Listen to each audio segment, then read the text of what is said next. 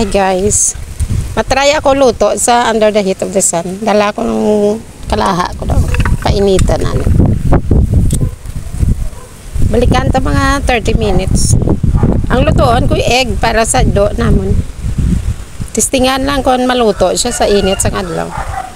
Wala kalayo niya. Ada siya.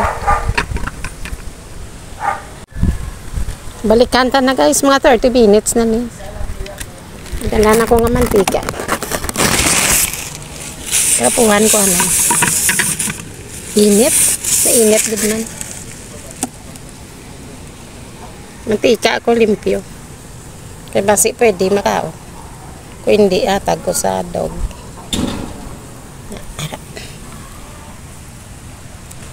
Oil.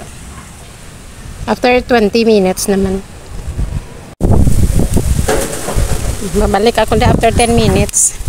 Unahan ta na isang asin. Kung magbukal ning asin, meaning mainit gid siya. Una pagbutang sang itlog. Ate may dala akong itlog. Hulugan ta na sang egg.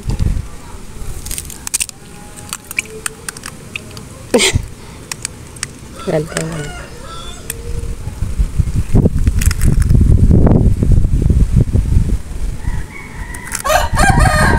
So, to see is to believe. Naluto ang itlog. How much more ang tawo na nagabulad sa ilalom sang adlaw. So, beware of heat stroke, guys. Delikado. Hindi masyado. Thanks for watching. See you next time. Hanggang sa muli. Salamat. Sing madamo. Okay.